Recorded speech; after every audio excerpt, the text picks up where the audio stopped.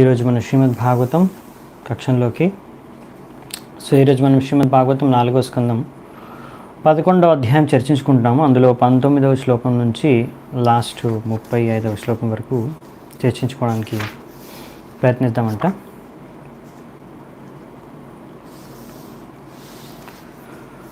మొదటి శ్లోకం ఈరోజు 19వ శ్లోకం స్టార్ట్ చేసే ముందు మంగళాచరణ చేసుకొని స్టార్ట్ చేద్దామంట. ఓం అజ్ఞానతిమిరాంధస్య జ్ఞానాంజనాశలాకయ చక్షురున్మిళితం येन తస్మై శ్రీ గురవే నమః. శ్రీచైతన్యమనోభీష్టం స్థాపితం येन భూతలే స్వయం రూపः కదా మహ్యం దదాతి స్వపదాంతికం.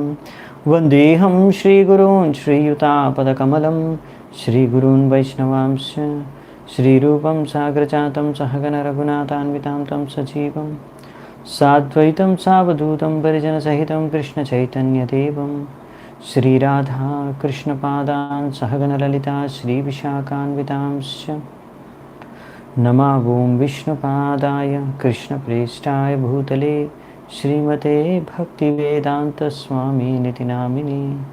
నమస్తే సారస్వతే దేవే గౌరవాణి ప్రచారిణే నిర్విశేష శూన్యవాది పాశ్చాత్యదేశధారిణే. నమో మహావదన్యాయ కృష్ణప్రేమప్రదాయతే కృష్ణాయ కృష్ణచైతన్యనామినే గౌరత్విసే నమః. హే కృష్ణ కరుణా సింధో దీనబంధు జగత్పతే గోపేశ గోపికా కాంత రాధాకాంత నమోస్తుతే. తప్తకాంచన గౌరాంగీ రాధే వృందావనేశ్వరీ వృషభానుసుతే దేవి ప్రణమామి హరిప్రియే. నీలాచలనివాసాయ నిత్యాయ పరమాత్మనే బలభద్రసుభద్రాభ్యాం జగన్నాథాయ తే నమః. వాంఛాకల్పతరుభ్యశ్చ కృపాసింధుభ్య ఏవ చ పతితానాం పావనేభ్యో వైష్ణవేభ్యో నమో నమః. జయ శ్రీ కృష్ణ చైతన్య ప్రభు నిత్యానంద శ్రీ అద్వైత గదాధర శ్రీవాసాది గౌరభక్తవృంద. హరే కృష్ణ కృష్ణ కృష్ణ హరే హరే హరే రామ రామ రామ హరే హరే. 19వ శ్లోకం. సోనంతోంతకరః కాలో నాధిరాదికృతవ్యయః జనం జనేన జనయన్ మారయన్ మృత్యునాంతకం. ఇక్కడ మనువు ధ్రువుడికి ఏం చెప్తున్నారంటే, ఓ నా ప్రియమైన ధ్రువ, భగవంతుడు ఎల్లప్పుడూ ఆయన శాశ్వతంగా నివసిస్తూనే ఉంటాడు. కానీ ఈ సమయం కాల రూపంలో అందరికీ చంపేస్తాడు. అంటే మృత్యు రూపంలో ఆయన కాల రూపంలో ఆయన అన్నిటినీ చంపేస్తారు, హతమార్చేస్తారు. Killer of everything. ఆయనకు ఆది లేదు, ఆయనే అన్నిటికీ ఆది మూలం. ఇంకా ఆయనకు అంతం కూడా లేదు. కానీ ఆయనే అన్నిటినీ అంతమొందిచ్చేస్తారు సమయానుసారంగా. మామూలుగా జీవాత్మలన్నీ కూడా ఒక తండ్రి ద్వారా ఉత్పన్నం అవుతాయి, తర్వాత మృత్యు ద్వారా సమాప్తమైపోతాయి. కానీ భగవంతుడు జన్మ మృత్యువులకి అతీతుడు.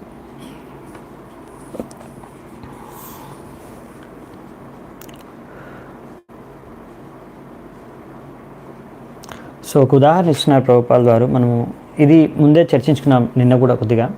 అచింత్య అంటే మనము భగవంతుడు అన్ని విషయాలు, ఆయన శక్తి సామర్థ్యం అంతా అర్థం చేసుకోవడం అనేది మనకు ఎప్పటికీ కూడా సంభవం కాదు ఒక జీవాత్మకి.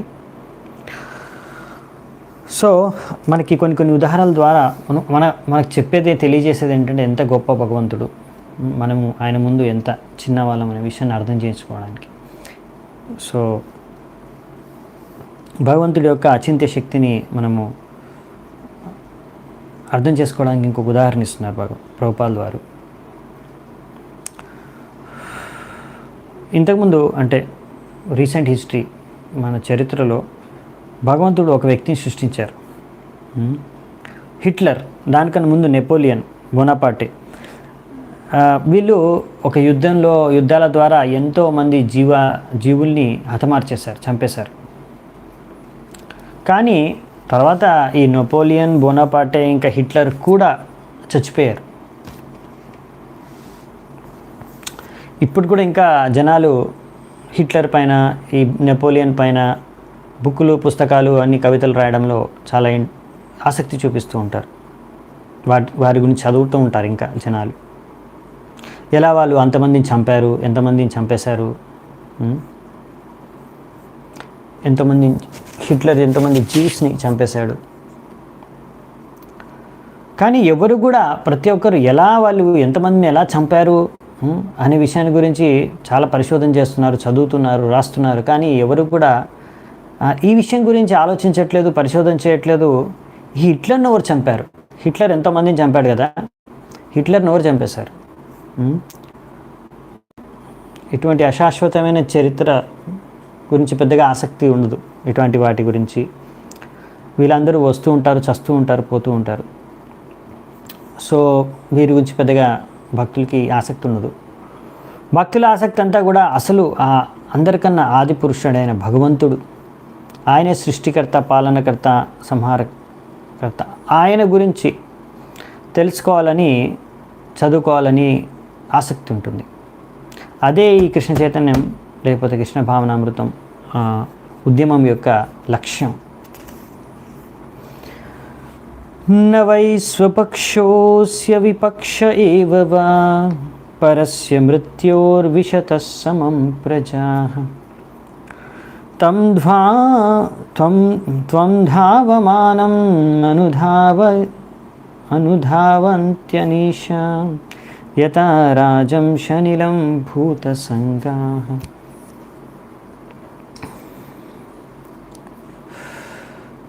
సో భగవంతుడు ఈ విధంగా అనంతకాలం, సనాతనమైన కాల రూపంలో ఈ యొక్క భౌతిక ప్రపంచంలో ఉంటారు. ఆయన అందరికీ, ఆయన ఎవరి పక్షం కూడా తీసుకోరన్నమాట. విపక్ష,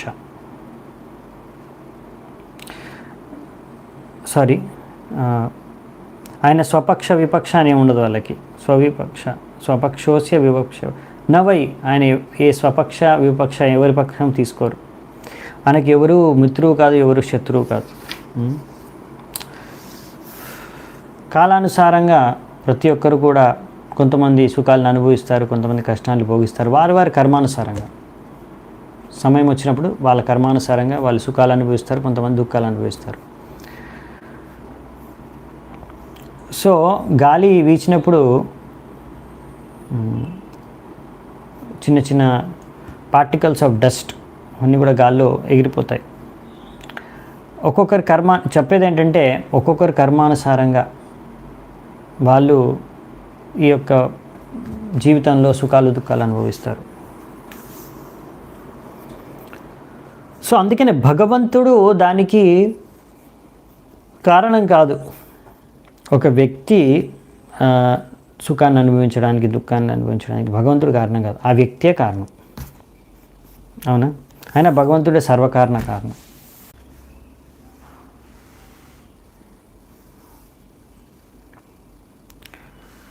ఆయుషోపచయం జంతోస్తథైవోపచయం విభుః ఉభాభ్యాం రహిత స్వస్థో దుస్తస్య విదదాత్యసో. సో భగవంతుడు విష్ణు చాలా శక్తివంతుడు. ఆయన అందరికీ వారి యొక్క కర్మఫలాల్ని అందిస్తున్నారు. సో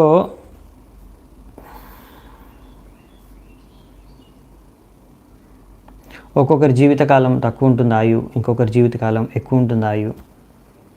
కానీ ఆయన స్థానం మాత్రం అతీతం వీటన్నిటికీ.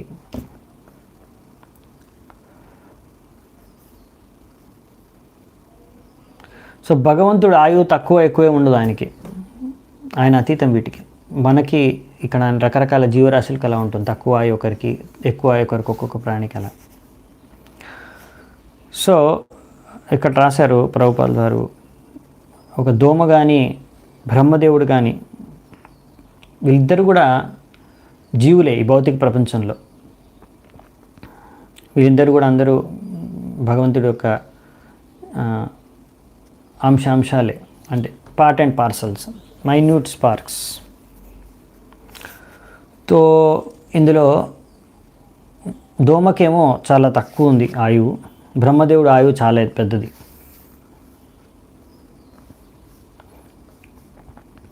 ఎందుకలా అంటే వాళ్ళిద్దరికి వాళ్ళ కర్మానుసారంగా వాళ్ళకి ఆయువు దక్కింది. అదే బ్రహ్మ సంహితలో కానీ రాస్తారు ఇలా, కర్మాని నిర్దహతి. భగవంతుడు కానీ భక్తుల యొక్క కర్మను తగ్గించేస్తారు. ఇదే విషయాన్ని భగవద్గీతలో కూడా చెప్పారు, యజ్ఞార్థాత్ కర్మణోన్యత్ర లోకోయం కర్మబంధన. సో అందుకే మనము ఇలా కర్మ నుంచి, కర్మ ఫలాల నుంచి వచ్చేవన్నిటి గురించి ముక్తం అవ్వాలంటే భగవంతుడి కోసం అన్ని కర్మలు చేయాలి. అదనమాట పాయింట్. భగవంతుడి కోసం మనం ఏవైతే చేస్తామో కార్యాలు, దాంట్లో ఏ కార్మిక రియాక్షన్ ఉండదన్నమాట. అవి కర్మ కాదనమాట, అవి అకర్మ. సో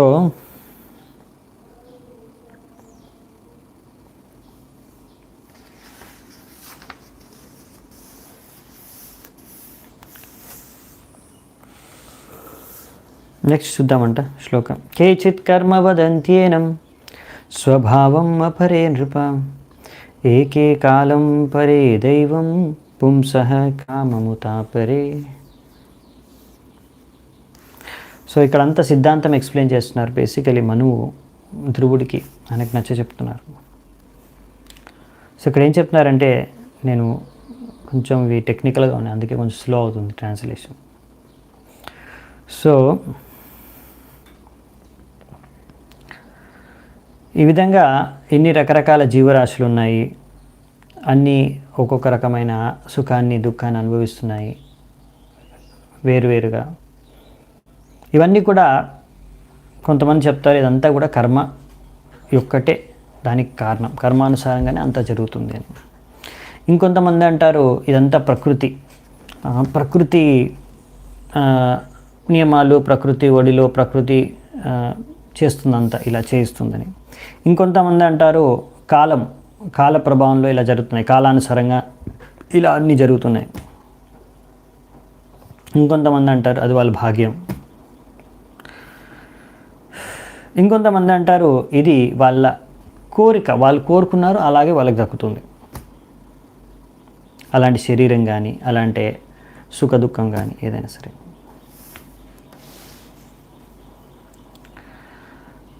సో మనకి రకరకాల సిద్ధాంతాలు కూడా ఉంటాయి. కొంతమంది రకరకాల సిద్ధాంతాలు, రకరకాల వ్యక్తులు, మీమాంసకాస్, నాస్తికులు, ఆస్ట్రానమర్స్ అంటే ఆకాశంలో వెళ్తారు కదా, స్పేస్లో అంతరిక్షంలో వెళ్ళడానికి అంతరిక్షం పరిశోధన చేస్తూ ఉంటారు. ఇంకొకరు మైథునం, దాని గురించి ఎక్కువగా సిద్ధాంతాలు ఆలోచన చేస్తూ ఉంటారు. ఇలా ఎన్నో రకరకాల సిద్ధాంతాలు సృష్టించే వాళ్ళు ఉన్నారు. సో మనం చేసే కార్యాల ద్వారానే మనము ఈ భౌతిక ప్రపంచంలో బందీ అయి ఉంటాము. సో ఇలా ఇన్ని రకాల వెరైటీ శరీరాలు కానీ రకరకాల ఎందుకు ఇలా బందీ అయి ఉన్నామంటే ఇదంతా ముఖ్యమైన కారణం అంటే మూల కారణం వచ్చేసి ఒక జీవాత్మ యొక్క కోరిక, ఇచ్ఛానుసారంగానే. సో జీవాత్మకి అంటే కొన్ని కోరిక ఉంటుందన్నమాట, ఇచ్ఛ ఉంటుంది, కోరిక ఉంటుంది. కాము కర్షిత్. సో కోరిక లేకుండా ఎవరు ఉండలేరు. ఏ ఆత్మ కూడా, ప్రతి ప్రాణికి కూడా కోరిక ఉంటుందన్నమాట. రాయికైతే కోరిక ఉండదు, కానీ ఒక చనిపోయిన రాయి, డెడ్ స్టోన్ కాదు కదా, అందుకని ప్రతి ఒక్కరికి కోరికలు ఉంటాయన్నమాట. సో అందుకనే ఈ కోరికల్ని ఎవరు కూడా చంపలేరు అన్నమాట. కోరికల్ని ఇచ్చల్ని, డిజైర్స్, కామవాసని చంపలేరు. అందుకని శ్రీ నరోత్తమ్ దాస్ ఠాకూర్ చెప్తున్నారనమాట, ఎలాగో మీరు ఈ కోరికను మీరు చంపలేరు, ఎవరు చంపలేరు. మాయావాదులు ఉంటారు, వాళ్ళు చంపేయాలనుకుంటారు, కోరికలు లేకుండా ఉండాలంటారు, కానీ అది సంభవం కాదు. కాసేపు అలా బ్రహ్మంలోకి వెళ్ళి విలీనమైపోయి అన్ని కోరికలు చంపేసుకుని తర్వాత మళ్ళీ ఏదో కోరిక పుట్టి మళ్ళీ ఇక్కడికి వస్తారనమాట.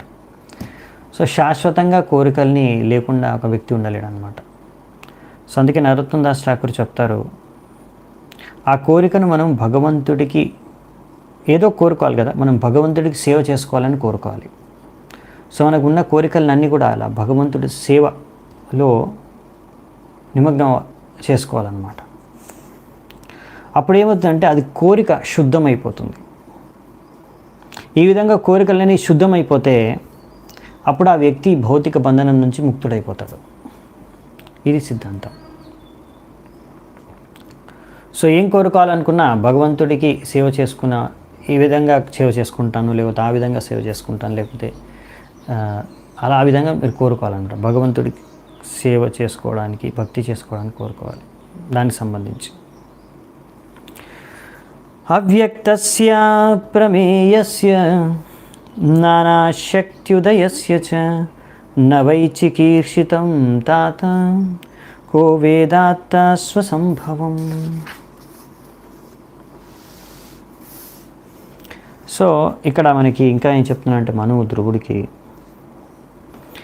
ఈ పరం సత్యం ఇది ఎప్పుడు కూడా మన ఇంద్రియాలు, బుద్ధి, తెలివితేటలతోని ఎప్పటికి కూడా మనం అర్థం చేసుకోలేము, ఎంత కష్టపడ్డా సరే.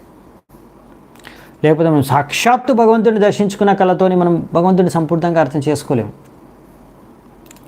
ఆయన నుంచి అన్ని శక్తులు వస్తున్నాయి.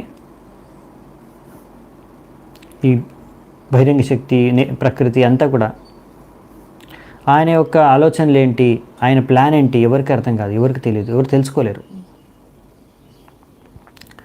అందుకనే ఆయన సర్వకారణ కారణం. ఇంకా ఆయన్ను ఎవరు ఎంత ఆలోచించినా కానీ భగవంతుడు ఏంటనే విషయం సంపూర్ణంగా అర్థం చేసుకోలేరు వాళ్ళ శక్తితో. ఇప్పుడు మనకి ఫేమస్ ఎగ్జాంపుల్ ప్రభుపాల్ ద్వారా ఇస్తున్నారు, డాక్టర్ ఫ్రాగ్ ఫిలాసఫీ, అంటే నూతిలో కప్ప అన్నమాట. సో నూతిలో ఉన్న కప్ప 3 అడుగుల నూతిలో ఉండి అదే ప్రపంచం అనుకొని జీవిస్తుంది అనమాట. సో ఆ నూతిలో కప్ప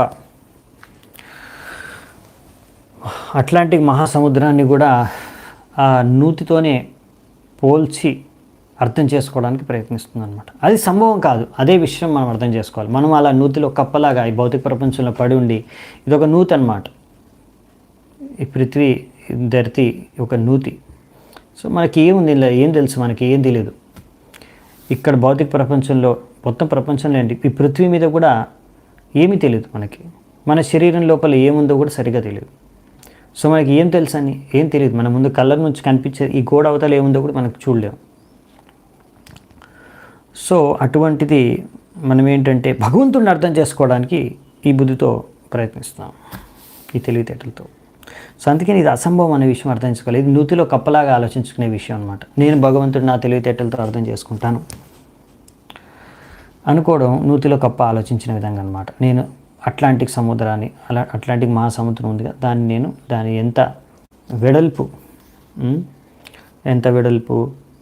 ఎంత లెంత్, ఎంత బ్రెడ్త్, ఎంత డెప్త్, దాని లోతు ఎంత, దాని వెడల్పు ఎంత, అంతా నేను కనుక్కుంటాను ఈ యొక్క నూతితో ఉన్న కొలతలతో, అలా కొలుచుకుంటూ. సో అది మూర్ఖత్వం అన్నమాట.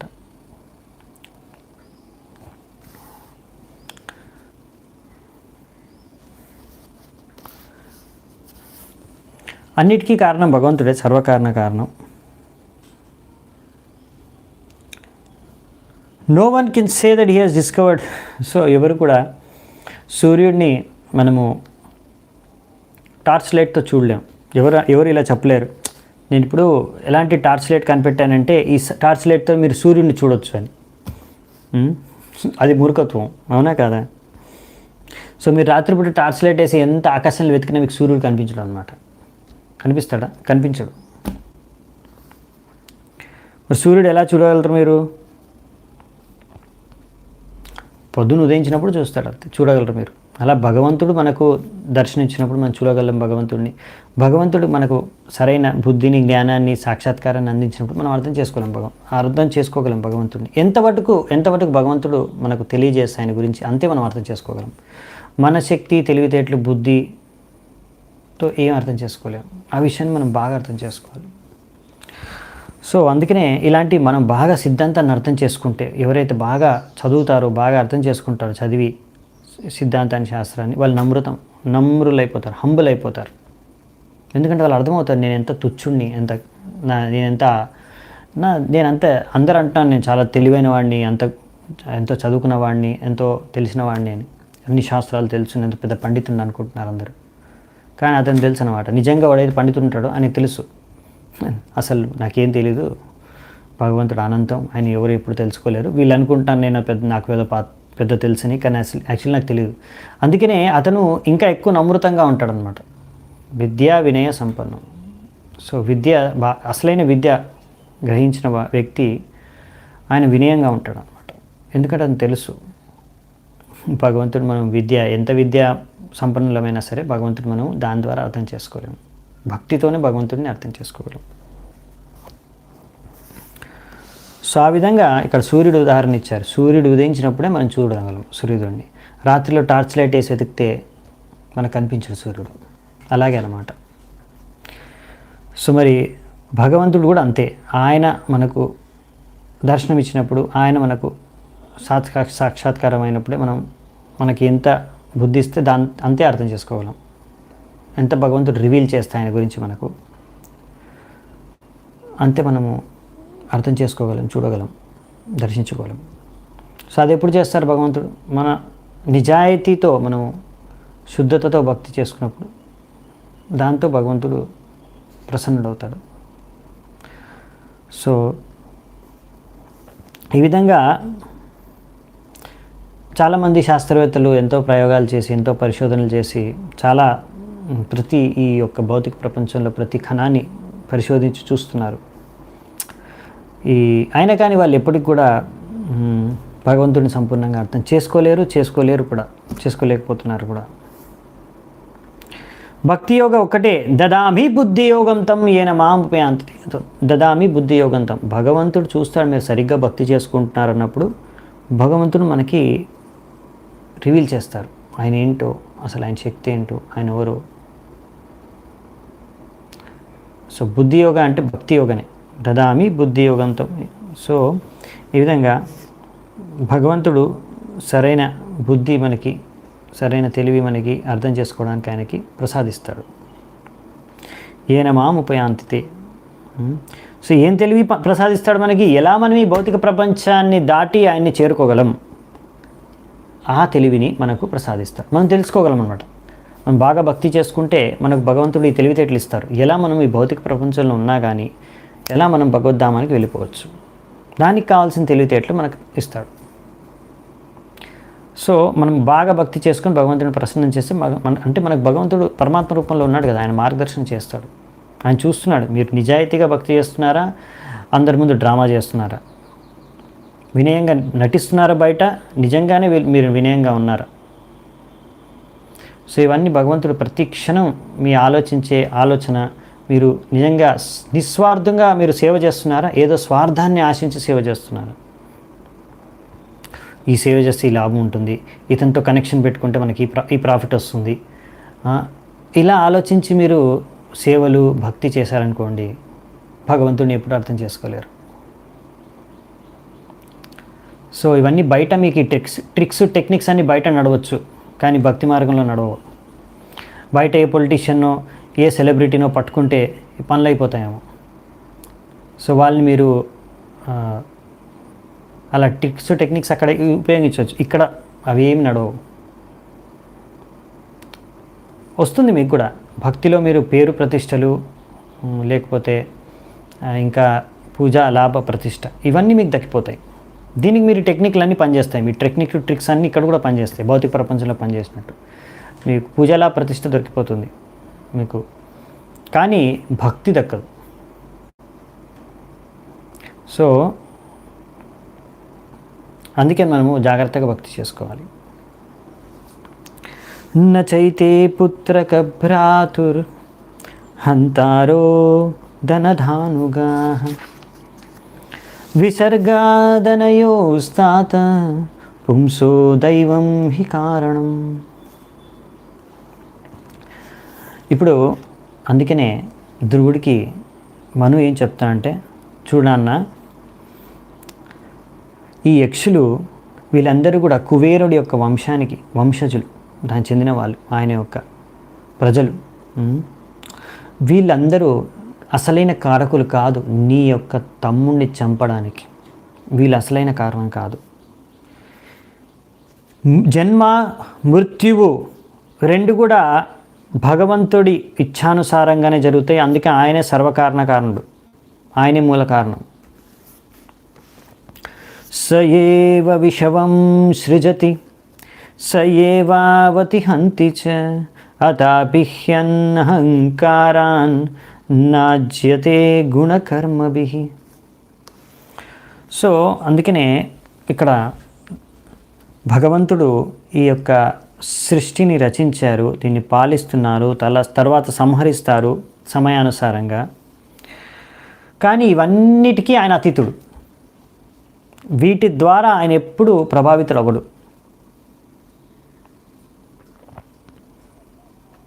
మూడు గుణాలకే ఆయన అతీతుడు. సో అందుకనే ఇక్కడ మనకి ఇది అర్థం చేసుకోవడం అవసరం అన్నమాట. అనహంకార. సో ఇక్కడ మనకేం చెప్తున్నారంటే, అహంకారం ద్వారా ఆయన ఎప్పుడు ప్రభావితం కాడంట భగవంతుడు. కానీ మనము అహంకారం ద్వారా ప్రభావితం అవుతాం. అదే మనకి భగవంతుడికి ఉన్న తేడా. సో మనకి ఏ శరీరం దక్కుతుందో దాని ప్రకారం మనం ఆ ఐడెంటిటీ, ఆ గుర్తింపు తీసుకుంటాం. నేను ఇది, నేను ఇంత, నేను ఇది అనేసి ఒక నేనే కర్త అనే ఒక అహంకారం ఉంటుంది. కానీ భగవంతుడికి అలాంటి ఏం లేదు. అలా అన్నమాట. సో భగవంతుడు ఏంటంటే మనం అర్థం చేసుకోవాల్సింది ఏంటి, ఆయన అతీతం అంటే ఆయన దివ్యం, ఆయన లీలలు దివ్యం. జన్మ కర్మ చమే దివ్య ఏవం యో వ్యక్తి తత్వత త్యక్త్వా దేహం పునర్జన్మనైతి మామేతి స్వర్జన. సో ఈ విషయం అర్థం చేసుకుంటేనే మనం భగవంతుడు దివ్యమని, లేకపోతే పరం భావం, ఆయన పరం. సో మనము కృష్ణుడిని విషయంలో అర్థం చేసుకోవాలి. ఆయన శరీరం ఆధ్యాత్మికం, అంతా ఆధ్యాత్మికమని. ఇలాంటి విషయాలు మీరు ఎన్నోసార్లు వినుండొచ్చేమో, కానీ ఇవి అర్థం చేసుకోవడం చాలా లోతైన శబ్దాలు అన్నమాట. మీకు మెల్లిమెల్లిగా అర్థమవుతాయి అవి. ఇప్పుడు అనిపిస్తుంది అంతా మాకు తెలిసిందే, అర్థమైనట్టే అని. కానీ మీరు ఒక 10 సంవత్సరాల తర్వాత భక్తిలో మళ్ళీ తిరిగి చూస్తే, ఓ అప్పట్లో నాకేం అర్థం కాలేదు, ఇప్పుడు నాకు అర్థమవుతుంది అనిపిస్తుంది అనమాట. మళ్ళీ ఇంకో 10 ఏళ్ళు అయిన తర్వాత ఇదే చాప్టర్ చదవండి, ఇదే శ్లోకం చదవండి, ఇదే తాత్పర్యం చదవండి, మీకు అనిపిస్తుంది అరే ముందు నేనేం చదివాను 10 ఏళ్ళ కింద, 20 ఏళ్ళ కింద, అసలు అప్పుడు నాకు సరిగ్గా అర్థం కాలేదు, ఇప్పుడు అర్థమవుతుంది సరిగ్గా అసలు విషయం ఏంటో. సో భాగవతం శాస్త్రాలు, భాగవతం కృష్ణుడితో అభిన్నం. సో మీరు సంపూర్ణంగా భాగవతాన్ని ఒకసారి చదివేసి అర్థం చేసుకోలేరు.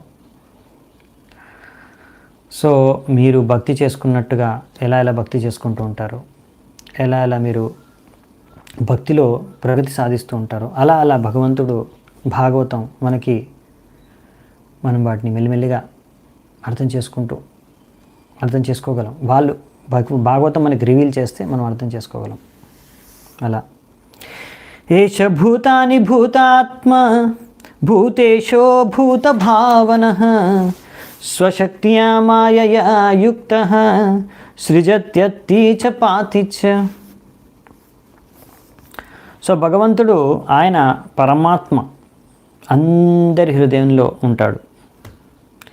ఆయన అందరినీ నియంత్రిస్తున్నాడు, పాలిస్తున్నాడు, ప్రతి ఒక్కరిని కూడా ఆయన యొక్క బహిరంగ శక్తి ద్వారా. ఆయన సృష్టిని రచిస్తున్నాడు, పాలిస్తున్నాడు, సంహరిస్తున్నాడు అందరినీ. సో భగవంతుడికి ఇవి 2 శక్తులు ఉంటాయి, అవునా? బహిరంగ శక్తి, అంతరంగ శక్తి. సో ఆధ్యాత్మిక ప్రపంచం అంతా అంతరంగ శక్తి అనుగతంలో నడుస్తుంది. భౌతిక ప్రపంచం అంతా కూడా బహిరంగ శక్తి అనుగతంలో నడుస్తుంది. మత్స్థాని సర్వభూతాని నచాహం తేష్వస్థితః. ఇక్కడ ఏం చెప్తున్నారంటే భగవంతుడి భగవద్గీతలో, అన్ని జీవరాశులు కూడా నా మీద ఆధారపడి, లేకపోతే నా శక్తి, కానీ నేను అందులో లేను. ఈ విషయం గురించి ముందు కూడా ఒకసారి చర్చించుకున్నాం మనం. సో భగవంతుడు స్వయంగా ఎప్పుడు తన ధామమైన భగవద్ధామంలో నివసిస్తూ ఉంటాడు. సో అలా భగవంతుడు ఎక్కడ నివసిస్తే దాన్ని ఆధ్యాత్మిక లోకం అనుకోవచ్చు, అది ఆయన ధామం. సో భగవంతుడు అర్చ విగ్రహ రూపంలో ఆయన మందిరాల్లో నివసిస్తే ఆ మందిరాలు కూడా ఆధ్యాత్మిక స్థలం, ఆధ్యాత్మిక ప్రపంచంతో సమానం. అందుకని ఒక మందిరం కూడా ఆధ్యాత్మిక లోకంతో మనము సమానంగా చూడవచ్చు, అర్థం చేసుకోవచ్చు. ఒకవేళ ఆ మందిరంలో సరిగ్గా భగవంతుడిని ఆరాధించుకుంటే భక్తులు శుద్ధ భక్తితో భగవంతుడు అక్కడ ఉంటాడు. సో అదనమాట పాయింట్. తమేవ మృత్యుం అమృతం తాత దైవం సర్వాత్మనోపేహి జగత్పరాయణం యస్మై బలిం విశ్వసృజో హరంతి గావో యథా వైనసి ధామ యంత్రితాః. ఇంకేం చెప్తానంటే ధ్రువ, అందుకే నువ్వు భగవంతుడికి శరణాగతుడు అయిపో. ఆయనే లక్ష్యం, అందరికీ అల్టిమేట్ గోల్, అంతిమ లక్ష్యం ఆయనే. సో అందుకనే ఈ ప్రపంచంలో ఆయనే అంతిమ లక్ష్యం అందరికీ, నీకు కూడా. మొత్తం దేవీ దేవతలు అందరూ కూడా బ్రహ్మదేవుడితో సహా అందరూ ఆయన నియంత్రణలోనే పనిచేస్తున్నారు. ఎలాగైతే జస్ట్ యాజ్ అ బుల్, ఒక ఎద్దు ఆ ఎద్దు యొక్క ఓనర్, యజమాని తాడుని ముక్కుకి బిగించి దాని తాడుతో ఆ ఎద్దుని ఎలా కంట్రోల్ చేస్తారో అలా భగవంతుడు అందరి దేవతల్ని బ్రహ్మదేవుడితో సహా అందరినీ నియంత్రిస్తున్నాడు. సో ఆయనకే నువ్వు శరణాగతుడు అయిపో. సో మెటీరియల్ డిజీజ్ అంటే ఏంటంటే భౌతిక రోగం ఏంటంటే is to declare independence from the supreme controller. భగవంతుడి నుంచి మనం స్వతంత్రం కావాలి మనకి భగవంతుడి నుంచి అని కోరుకోవడమే భౌతిక రోగం, భవరోగం. సో రేపు ఇండిపెండెన్స్ డే అనుకుంటా, స్వతంత్ర దినోత్సవం. సో జనాలకి అసలైన స్వతంత్రం అంటే ఏంటో తెలియదు. సో అసలైన స్వతంత్రం అంటే మనం అర్థం చేసుకోవడం, మనం అందరము సంపూర్ణంగా భగవంతుడి మీదే ఆధారపడి ఉన్నాము, ఆయనే మనకు ఆధారం అనే విషయాన్ని అర్థం చేసుకోవడమే. అలా అర్థం చేసుకొని దానికి తగ్గట్టుగా భగవంతుడి కోసం భగవంతుడి సేవ చేసుకుంటూ జీవించడమే అసలైన స్వాతంత్రం. ఎందుకంటే అప్పుడు మనకి ఈ భౌతిక ప్రపంచం నుంచి స్వతంత్రం మనకు దొక్కుతుందన్నమాట.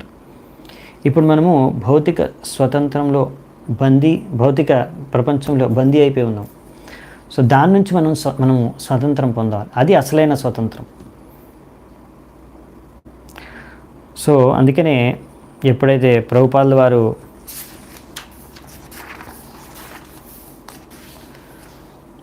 అడిగారో, అంటే ప్రభుపాదుల వారు తన గురువుని కలిసినప్పుడు తన గురువు ప్రభుపాదుల వారు అన్నారు, ప్రభుపాదుల వారు ఆదేశం ఇచ్చారు, మీరు వెళ్ళి ఇంత ఇంగ్లీష్లో చదువుకున్నావు, వెళ్ళి పాశ్చాత్య దేశంలోకి వెళ్ళి చైతన్య మహాప్రభు సందేశాన్ని, భగవత్ సందేశాన్ని మొత్తం ప్రచారం చేయి ఆంగ్ల భాషలో. అంటే అప్పుడు ప్రభుపాదుల వారు ప్రశ్నించారు, ఇప్పుడు మన మాట ఎవరుంటారు, మనం స్వతంత్రం కాదు, స్వతంత్రం వచ్చిన తర్వాత అప్పుడు ఈ ప్రచారం బాగా చేయొచ్చు అంటే.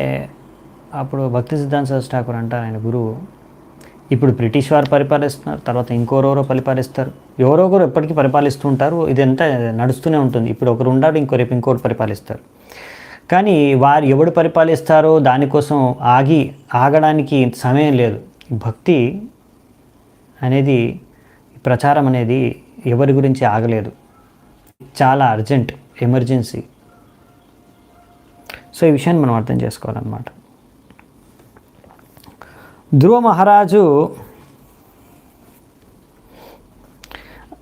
అందుకనే ధ్రువ మహారాజుని ఆయన తాతగారు నువ్వు యుద్ధం చేయడం ఆపేయి, ఎందుకంటే ఇప్పుడు నువ్వు నీ యొక్క పర్సనల్ యాంబిషన్, నేను ఇప్పుడు యక్షులను అంతా హతమార్చేస్తాను అనే ఒక ఉద్దేశంతో నువ్వు వాళ్ళని చంపేస్తున్నావు అందరినీ. మొత్తం యక్షుల జాతి మొత్తం సమూలంగా తొలగించే ఉద్దేశంతో నువ్వు యుద్ధం చేస్తున్నావు. ఇది సరైన ఉద్దేశం కాదు. మృత్యు అమృతం అని ఇక్కడ శ్లోకంలో రాశారు. మృత్యు అమృతం. సో అంటే ఎవరికి మృత్యు ఎవరికి అమృతం అంటే భగవద్గీతలో విషయాన్ని మనకి బాగా ఎక్స్ప్లెయిన్ చేస్తారు. అసురులు ఏంటంటే ఈ భౌతిక ప్రపంచంలోనే రకరకాల పాపకర్మలు చేసుకుంటూ భగవంతుడి విరుద్ధంగా నియమాల్ని ఉల్లంఘిస్తూ కార్యాలు చేయడం ద్వారా వాళ్ళు ఇక్కడే తిరుగుతూ ఉంటారు జన్మ మృత్యు చక్రంలో. సో వాళ్ళకేంటంటే ప్రతిసారి మృత్యువు చెందిన తర్వాత మళ్ళీ ఇంకో జన్మెత్తాల్సిందే, ఇక్కడ మళ్ళీ ఈ యొక్క భౌతిక ప్రపంచంలో ఇరుక్కొని బందీ అయి ఉండాల్సిందే. సో ఇలాంటి అసురులకి భగవంతుడు మృత్యుతో సమానం. కానీ అదే భక్తులకి ఎవరైతే ఆయనకు సంపూర్ణంగా శరణాగతులైపోయారో, ఆయనకి నిరంతరం భగవత్ సేవలో నిమగ్నమైపోయి ఉన్నారు, వారికి మృత్యు అంటే అది అమృతత్వం, అమృతం. ఎందుకంటే వాళ్ళు ఇప్పుడు భగవత్ సేవలో ఉన్నారు. మృత్యు తర్వాత కూడా భగవద్ధామానికి వెళ్ళి ఎక్కడికి వెళ్ళినా సరే భగవత్ సేవ చేసుకుంటూనే ఉంటారు. సో అసలైన ఇమ్మార్టాలిటీ, మృత్యువుని జయించడం అంటే అదే. యః పంచవర్షో జననీం త్వమిహాయ మాతుః సపత్న్యా వచసా భిన్నమర్మ వనం గతస్తపసా ప్రత్యగక్షం ఆరాధ్యలేబే మూర్ధ్ని పదం త్రిలోక్యాః. ఓ ధ్రువ, నువ్వు 5 సంవత్సరాలు ఉన్నప్పుడే నువ్వు నీ యొక్క సవతి తల్లి మాటలకి ఎంతగా నీకు నొప్పి కలిగిందంటే నువ్వు అప్పుడే మీ యొక్క తల్లి యొక్క సంరక్షణను వదిలేసి నువ్వు అడవిలోకి వెళ్ళి అక్కడ యోగ సాధన చేసి భగవంతుడిని ప్రసన్నం చేసి భక్తి యోగ చేసుకొని భగవంతుడు నీకు సాక్షాత్కారమయ్యాడు. తద్వారా నువ్వు ఇప్పటికే ముల్లోకాల్లో అన్నిటికన్నా అందరికన్నా ఉన్నతమైన స్థానాన్ని తద్వారా భగవంతుడి కృప ద్వారా సాధించేశావు.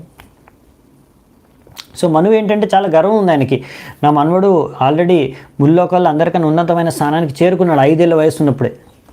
అది ధ్రువుడి యొక్క గొప్పతనం. అది చెప్తున్నారు ఆయనే. సో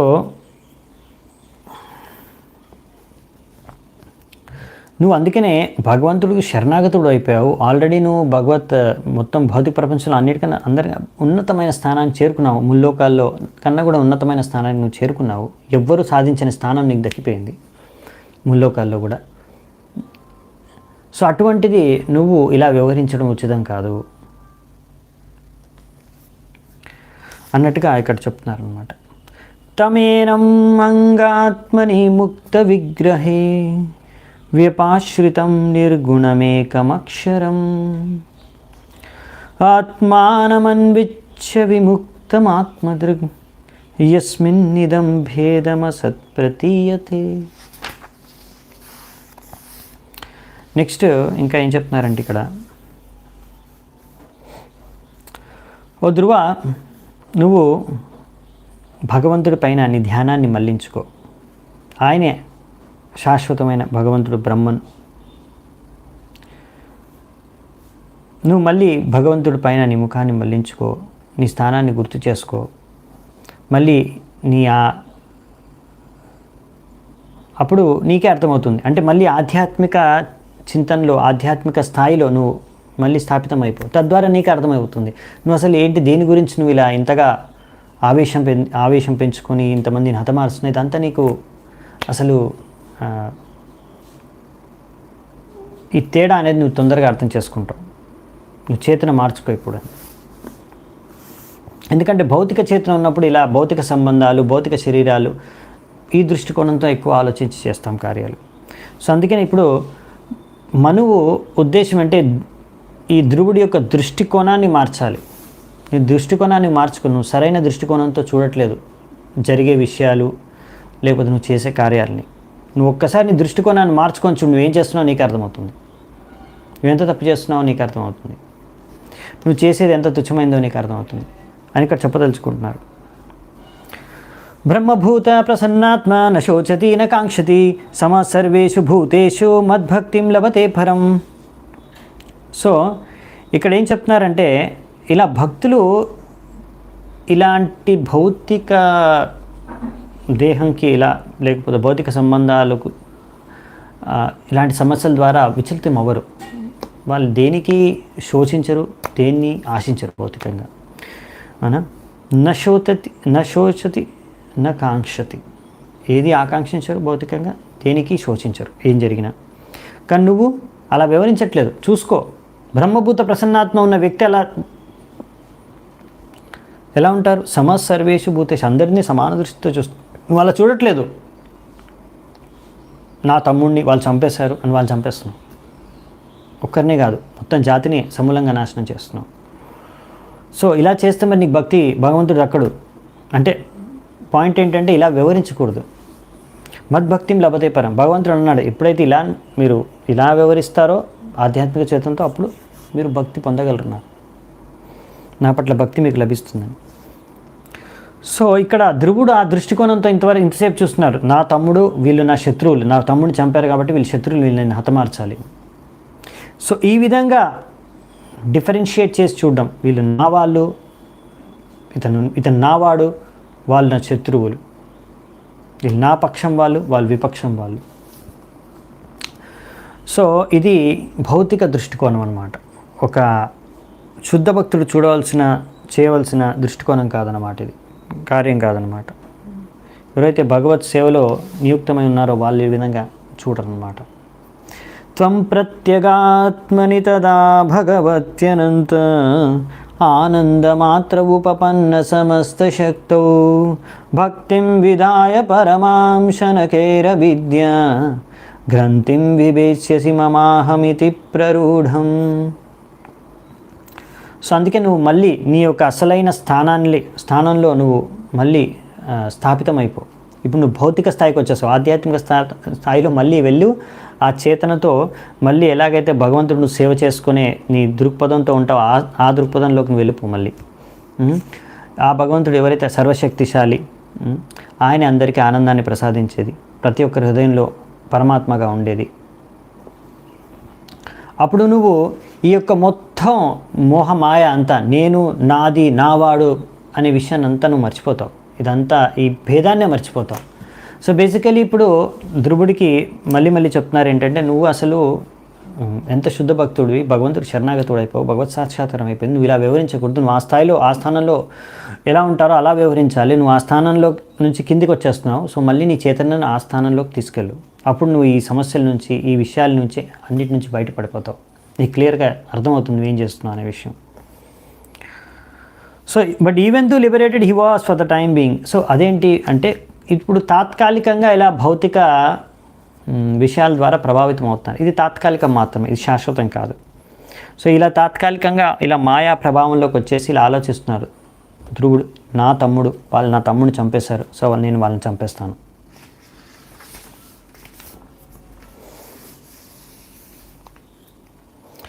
సో మరి ఎలా మరి ఈ యొక్క మాయ నుంచి బయటపడగలరు? మాయ నుంచి ఎలా బయటపడగలరు? ఎవరైనా ఎలా బయటపడగలరు? కృష్ణుడు, అంతేనా? కృష్ణుడు ఎక్కడ ఉంటాడో అక్కడ మాయ ఉండదు. సో ఇప్పుడు నువ్వు కృష్ణ చైతన్యం అయిపో, మళ్ళీ భక్తి భావన నీలో పెంపొందించుకో, నువ్వు అర్థం చేసుకో ఈ సిద్ధాంతాన్ని, నువ్వు ఎవరు, అసలు ఏంటి అనేది నీ లక్ష్యం. సో మళ్ళీ నువ్వు కృష్ణ చైతన్యంతో నిండిపో నీ చేతన. అప్పుడు మళ్ళీ నువ్వు ఈ యొక్క మోహమాయ నుంచి బయటపడతావు. సో మనము ఎంతో సులువుగా భక్తి చేసుకొని ఈ మోహమాయ యొక్క ప్రభావం నుంచి ముక్తులం అవ్వచ్చు అనేది ఇక్కడ మనం నేర్చుకోవాల్సిన శిక్షణ. సో భక్తి అనేది ఎంత శక్తివంతమైందో అనే విషయాన్ని అర్థం చేసుకోవాలి. సంయచ్చరోషం భద్రం తే ప్రతీపం శ్రేయసాం పరం శ్రుతేన భూయస రాజన్ అగధేన యతామయం. ఓ రాజా, నేను నీకు ఇప్పటివరకు ఏం చెప్తున్నాను ధ్రువ, నువ్వు బాగా ఆలోచించు దీని గురించి. ఇది నీకు నీ రోగానికి మంచి ఔషధాన్ని ఇచ్చాను నేను, ఆ విషయాన్ని అర్థం చేసుకో. అందుకే నువ్వు ఇప్పుడు నీ యొక్క క్రోధాన్ని నియంత్రించుకోవాలి. ఈ క్రోధము ఇది అసలైన శత్రువు ఆధ్యాత్మిక మార్గంలో ప్రగతి సాధించడానికి. నేను నీకు అంతా మేలు జరగాలని కోరుకుంటున్నాను, ఆశిస్తున్నాను. నువ్వు దయచేసి నేను నీకు ఇచ్చిన ఆదేశాలని పాటించు, సూచనని నువ్వు పాటించు అనేసి ఇప్పుడు ఆయన ఉపదేశాలు కంప్లీట్ చేస్తున్నారు అన్నమాట. మను ఆయన చెప్తున్నారు, నా ఉపదేశాలను నువ్వు పాటించు అని. సో ఇక్కడ ధ్రువ మహారాజు ఆల్రెడీ ఆయన మరి ముక్తజీవుడు, శుద్ధ భక్తుడు. సో ఆయన ఎవరి పట్ల కూడా ఆయనకి క్రోధం లేదు. కానీ ఇప్పుడు ఆయన క్షత్రియుడిగా, ఒక క్షత్రియ ప్రభుపాద ద్వారా రాస్తున్నారు తాత్పర్యంలో, క్షత్రియ రాజుగా ఉన్నాడు గనక ఇప్పుడు అది అతని బాధ్యత. సమాజంలో శాంతి భద్రత ధర్మం అంతా నెలకొల్పి ఉంచాలి, లా అండ్ ఆర్డర్ స్టేట్లో. సో అందుకే ఉత్తమ ఏ ఆయన తప్పు లేకుండా అతను చచ్చిపోయాడు, అంటే చంపేశారు యక్షులు. అందుకనే ఆయన ధ్రువుడు అలా తప్పు లేకుండా ఆయన చంపేశారు కాబట్టి అతను తన కర్తవ్యాన్ని నెరవేరుస్తూ యక్షుల్ని చంపుతున్నారు. ప్రాణంకి ప్రాణం, లైఫ్ ఫర్ లైఫ్ ప్రభుపాద ద్వారా రాశారు. సో అది రాజుగా ధ్రువుడి కర్తవ్యం, ఆయన కర్తవ్య పాలన చేస్తున్నాడు. కానీ ఇప్పుడు క్రోధంతో యక్షుల్ని చంపుతున్నాడు. ఇందులో సమస్య ఏంటి మరి ధ్రువుడు చేసింది కరెక్టా కాదా? ఆయన రాజుగా అతను యక్షుల్ని వధిస్తున్నాడు. ఎందుకంటే యక్షులు తన తమ్ముడిని చంపారు. కానీ తమ్ముడేనే కాదు, ఇంకోటి ఏంటంటే ఈయన రాజు కనుక ఈయనదే కర్తవ్యం వాళ్ళని దండించడం. సో మరి ఆయన చేసే తప్పు అని ఎందుకు మను అంటున్నాడు? మరి ఈయన ప్రదర్శించిన క్రోధం సరైందా కాదా? సో ఈ తాత్పర్యంలో బాగా దీన్ని వర్ణించారు ప్రభుపాద వారు. ఏమంటారంటే, but anger is such that if one increases it increases unlimitedly. క్రోధం అనేది అక్కడ ప్రదర్శించి ఆ యక్షుల్ని దండించవలసింది కరెక్టే ఆయన బాధ్యత ప్రకారం. కానీ క్రోధము మితిమీరిపోయిందనుకోండి, ఎక్కువైపోయిందనుకోండి, అది ఇంకా ఎక్కువైపోతుంది, అది తగ్గదు. ఒక్కసారి ఎక్కువ అవడం స్టార్ట్ అయితే క్రోధం అనేది పెరుగుతూనే పోతుందంట. అది అక్కడ అనంతంగా పెరిగిపోతుంది క్రోధం. అది సమస్య. ఎంత అవసరమో అంత క్రోధం ప్రదర్శించి దానికి తగ్గట్టు అక్కడ దండించాలి అంతే. కానీ ఇప్పుడు అతి రోషం ఎక్కువైపోతుంది అనమాట, క్రోధం పెరిగిపోతుంది. సో అందుకనే సంయచ్చ రోషం, నీ రోషం తగ్గించుకో. కంట్రోల్ లేదు, ఇప్పుడు కంట్రోల్ దాటిపోతుంది, లిమిట్ దాటిపోతుంది క్రోధం. అందుకనే ఈ విషయాన్ని వెంటనే అర్థం చేసుకున్నాడు ఇప్పుడు ధ్రువుడు. శృతేన భూయస, బాగా విన్నాడు ఆయన నుంచి తన.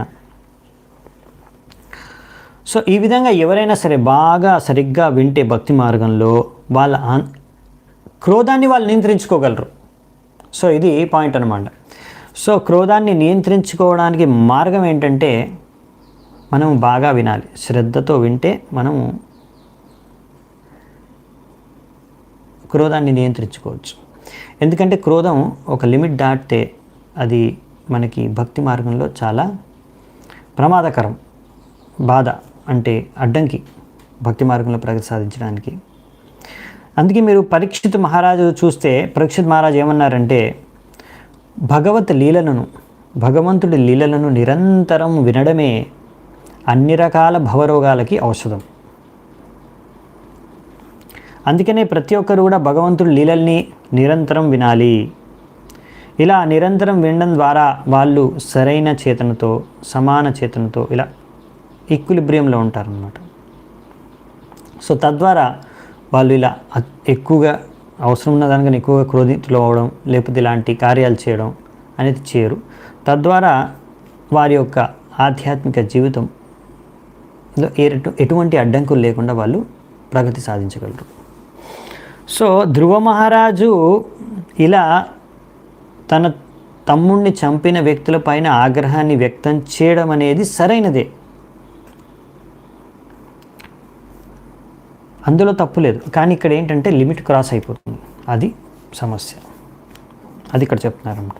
సో దీనికి సంబంధించి ఒక షార్ట్ స్టోరీ చెప్తున్నారు, ఒక కథ చెప్తున్నారు ప్రభుపాల్ వారు.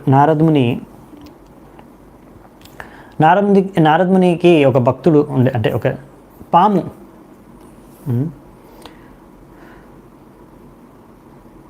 నారదముని యొక్క శిక్షణలు స్వీకరించి భక్తుడిగా మారిపోయింది అన్నమాట పాము. సో ఇప్పుడు ఆ పాము భక్తుడిగా అయిపోయింది కాబట్టి, సో మామూలుగా అయితే పాము ఏంటంటే వేరే ప్రాణుల్ని కాటేసి చంపేస్తుంది. సో అందుకనే నువ్వు అలా చంపకూడదు కాటేసి అని చెప్తారు నారదముని. అందుకనే ఇప్పుడు ఆ పాము కాటేయడం మానేస్తుంది అన్నమాట. సో మిగతా వాళ్ళందరూ ఈ విషయాన్ని తెలుసుకున్నారు, ఈ పాము కాటేయదు, ఈ పాము ఏం చేయదు, మన ఏం చేయలేదు ఈ పాము అని తెలుసుకొని కొంతమంది పిల్లలు రాళ్ళు తీసుకొని కొడుతున్నారు అనమాట. అది మొత్తం గాయం అయిపోయింది పాముకి. సో నారదముని చూసి ఏమైంది అంటే, ఇప్పుడు మీరు ఎవరిని కాటేద్దు చంపేద్దన్నారు కదా కాటేసి, అందుకే నేనేమి ఎవరిని అనట్లేదు, ఏం చేయట్లేదు, సో పిల్లలు నా మీద రాళ్ళేసి కొడుతున్నారు, సో నాకు అంతా గాయాలైపోయినాయి. సో నారదముని అన్నాడు, నేను కాటేయద్దని చెప్పాను, కాటు వేయొద్దని చెప్పాను, కానీ ఎప్పుడు నిన్ను పడగ విప్పి జస్ట్ ఇలా బుసకొట్టడం అంటే భయపెట్టించమని మాత్రం నేను ఎప్పుడు వద్దని చెప్పలేదు, అది నువ్వు చేయవచ్చు. సో ఈ విధంగా నువ్వు పడగ విప్పి అలా జస్ట్ కాటు వేయడానికి అలా భయపెట్టించడానికి చేయి చాలంతే. సో వాళ్ళు వెళ్ళిపోతారు. సో అందుకని అలాగే భక్తుడు కూడా ఎప్పుడు నాన్ వైలెంట్, అహింసను పాటిస్తాడు. అతనికి అన్ని మంచి లక్షణాలు ఉన్నాయి. కానీ ఈ భౌతిక ప్రపంచంలో ఇక్కడ ఏంటంటే ఎప్పుడైనా కొంతమంది అదే అలుసుగా తీసుకొని, ఈయన భక్తుడు, ఇతను ఏం చేయడు, మనం ఏమైనా అనొచ్చు, ఈయన్ని ఎలాగైనా శోషించవచ్చు, లేకపోతే ఈయన్ని ఎలాగైనా పీడించవచ్చు అని వాళ్ళు కనుక ఆ విధంగా అడ్వాంటేజ్ తీసుకుంటే, అలుసుగా అదే తీసుకొని వీడు ఎలాగో ఏం చేయడు, భక్తుడు ఇప్పుడు భక్తుడు అయిపోయాడు కదా, ఏమనడు మనం ఏమైనా చేసినా అతన్ని ఏమనడు అనేసి వాళ్ళు మీతో మీ పైన అఘాయిత్యం ఏదైనా అక్రమం ఏదైనా అలాంటివన్నీ కార్యాలు చేస్తే అప్పుడు మీరు వాళ్ళపైన క్రోధం ప్రదర్శించడం మర్చిపోకూడదు అని ప్రభుపాల్ గారు రాస్తున్నారు. ఆ సమయంలో జస్ట్ వాళ్ళని అక్కడి నుంచి తరిమి కొట్టేయడానికి అలా అన్నమాట. సో ఇది చాలా మంచి పాయింట్ అన్నమాట. చాలామందికి ఈ విషయం క్లియర్ అవుతుండొచ్చు. చాలామంది అడుగుతూ ఉంటారు ఈ ప్రశ్న. ఇక్కడ మన ప్రభుపాల్ ద్వారా ఆన్సర్ ఇచ్చారు దీనికి. సో ఎలా ఒక భక్తుడు వివరించాలి? ఏనోపసృష్టాత్ పురుషాల్ లోక ఉద్విజతే భృశం న బుద్ధస్తద్వశం గచ్చేత్ ఇచ్చన్న భయమాత్మనః. సో ఎవరైతే ఈ యొక్క భౌతిక ప్రపంచం నుంచి ముక్తి పొందాలనుకుంటున్నారో వాళ్ళు ఈ యొక్క క్రోధం ఈ యొక్క ఆధీనంలోకి రాకూడదు. ఎందుకంటే ఒకవేళ ఒకతను క్రోధం ద్వారా విమోహితుడైపోయాడు అనుకోండి, ఇంకా అతను వేరే వాళ్ళకి హాని కలిగించవచ్చు. అతనికి ఎలాగో హాని కలుగుతుంది, ఇంకొకరు కూడా హాని కలిగించవచ్చు. సో అందుకనే ఇక్కడ చెప్తున్నారు అన్నమాట. ఇంకొక ఉదాహరణ ఇచ్చారు ఈ శ్లోకంలో. అందుకనే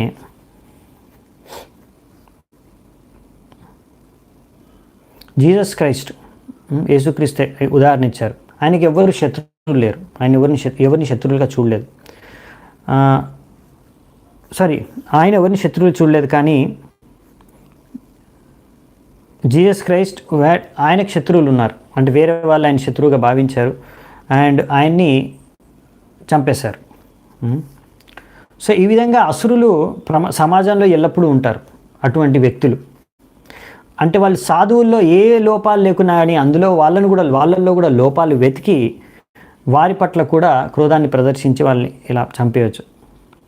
కానీ సాధువు ఎప్పుడు కూడా ఈ విధంగా క్రోధితుడైపోకూడదు. ఒకవేళ అలాంటి కార్యాలు వాళ్ళు చేసినా కానీ. సో ఇక్కడ మీకు ఏంటి ఇంతకుముందు చెప్పారు, మనం అలా ఎవరైనా మన పైన అత్యాచారం చేస్తే లేకపోతే ఆక్రమణ చేస్తే మనం వాళ్ళని కొంచెం క్రోధం ప్రదర్శించి తరిమి కొట్టేయడానికి కావాల్సినంత క్రోధాన్ని ప్రదర్శించమని చెప్పారు. ఈ తాత్పర్యంలోనేమో ఎవరైతే సాధువులు ఉంటారో వాళ్ళు ఎప్పుడు క్రోధాన్ని వ్యక్తం చేయరు. ఎంత పెద్ద ప్రలోభనం వచ్చినా కానీ క్రోధం వ్యక్తం చేయడానికి. అంటే ఏంటి అంటే ముందు కూడా చెప్పారు కదా, ముందు శ్లోకంలో ఫస్ట్ లైన్లో చూడొచ్చు. ధ్రువ మహారాజు ఆయన శుద్ధ భక్తుడు, ముక్తజీవి. యాక్చువల్లీ ఆయన ఎవరి పట్ల కూడా క్రోధాన్ని ఆయనకు లేదు, ఎవరి పట్ల కూడా ఆయనకు క్రోధం లేదు, ఎవరి పట్ల కూడా. సో ఆ విధంగా మనము అక్కడ ఇంతకుముందు కూడా ప్రదర్శించింది ఏంటంటే పాము విషయంలో కూడా అలాగే, దాని నుంచి చెప్పిన భక్తుల విషయంలో కూడా. సో మనం ఏంటంటే నిజంగా క్రోధం లేదు కానీ అలా క్రోధం ప్రదర్శించి వాళ్ళని తరిమి కొట్టేయడానికి అంతే. సో నిజంగా అయితే క్రోధం ఉండదన్నమాట అలా. సో అది పాయింట్. ఇంకా మనము ఏ సిచ్యువేషన్లో ఎలా వివరించాలని తెలుసుకోవాలనుకుంటే మనము ఒక గురువు మార్గదర్శనంలో చేస్తే మనకు అర్థమవుతుంది. ఇంకా మనం బాగా అర్థం చేసుకొని వివరించవచ్చు. హేళనం గిరిశభ్రాతుర్ దండస్య త్వయ కృతం ధనదస్య త్వయా కృతం యజ్జగ్నివాన్ పుణ్యజనాన్ భ్రాతృజ్ఞానిత్యమర్షితః. ఓ ధ్రువ, నువ్వు అనుకున్నావు ఈ యక్షులు నీ తమ్ముడిని చంపారు అని, అందుకనే నువ్వు ఇంతమందిని పెద్ద సంఖ్యలో యక్షుల్ని చంపేశావు. కానీ నువ్వు చేసిన ఈ కార్యం ద్వారా ఏం జరిగింది అంటే, నువ్వు శివుడు ఇంకా ఆయన భ్రాత అయిన కుబేరుడు, by this action you have agitated the mind of lord she was brother Kubera. శివుడి యొక్క భ్రాత అయిన కుబేరుడి యొక్క మనస్సుని నువ్వు విచలితం చేసావు. ఎందుకంటే ఆయన కుబేరుడు, ఆయన ట్రెజరర్ దేవతలకు. సో ఆయన ఇప్పుడు ఇలాంటి నువ్వు చేసిన కార్యాలు అసమానపూర్వకంగా ఉన్నాయి ఆయన పట్ల, శివుడి పట్ల అని ఇక్కడ చెప్తున్నారనమాట. సో ఎందుకంటే యక్షులందరూ కూడా శివుని ఉపాసన చేస్తారు, కుబేరుడు యొక్క ప్రజలు, వంశజులు వీళ్ళు కనుక. తం ప్రసాదయ వత్సాశు సన్నట్య ప్రశ్రయోక్తిభిః నయావన్మహతాం తేజః కులం నోభి భవిష్యతి. అందుకనే ఈ కారణం చేతనే చెప్తున్నాను నీకు, నువ్వు ఇప్పుడే వెంటనే కుబేరుడిని మంచి ప్రార్థనలతో, మంచి వాక్యాలతో నువ్వు ఆయన యొక్క క్రోధాన్ని శాంతపరచు. తద్వారా ఆయన క్రోధం ద్వారా మన వంశానికి ఎటువంటి కీడు కలగకుండా ఉండేటట్టుగా.